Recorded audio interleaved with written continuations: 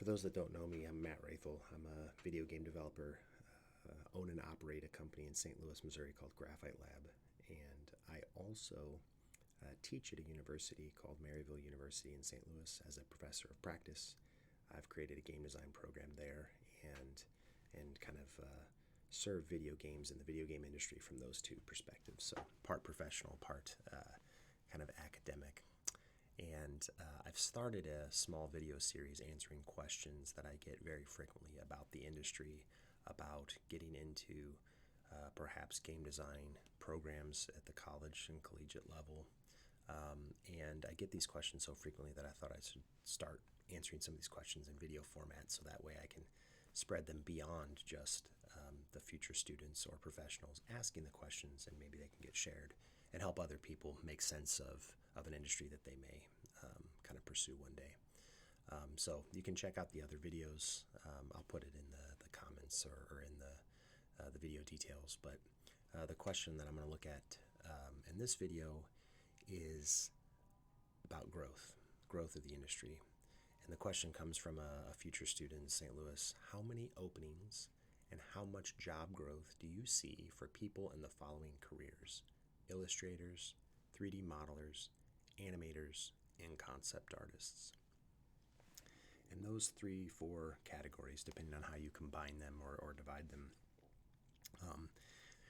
these are roles that we hire for at my studio, and we also train for in the programs at Maryville. Making this video, the trends could change 3 months from now. So this is just my perspective and my experience.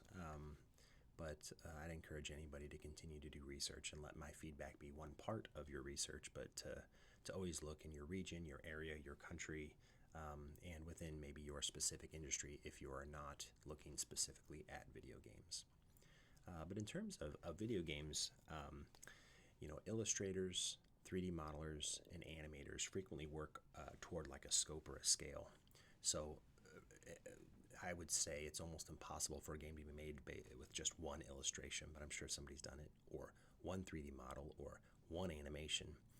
So when I say they're kind of these scaling items, a game may have 10,000 animations, a game may have 10,000 illustrations, or 10,000 3D models. So there's always some demand there for games to have those assets.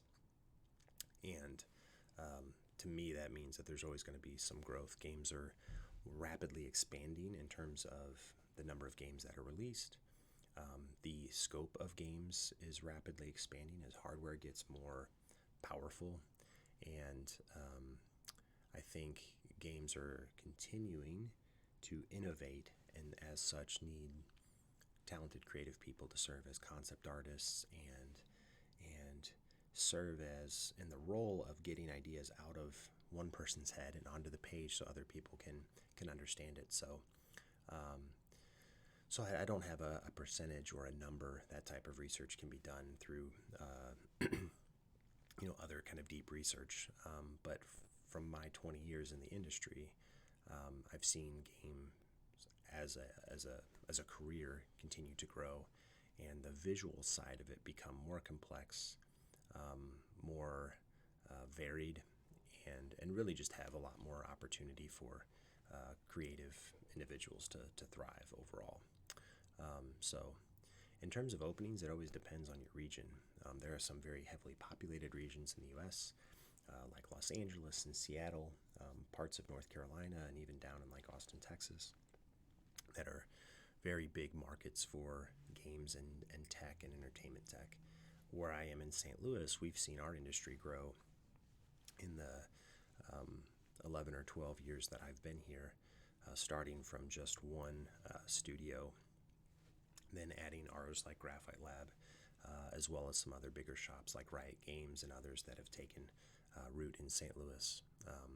So even where we are in kind of the Midwest of the U.S., games as an industry has grown through kind of on the indie side, through the development of tools like Unity and dashboards and storefronts like itch.io and Steam becoming more accessible, and even just the console manufacturers' embrace of indie developers. It's much easier to get approved to be a developer on the Nintendo Switch these days than it was to get approved for, let's say, like the Nintendo Wii or even the Nintendo DS. So I think there's more acceptance of the indie scene. It's easier than ever to get in and get into these tools and get the support you need from these manufacturers to get access to the development tools. I think that's contributing to a general directional growth of the industry in some of these roles.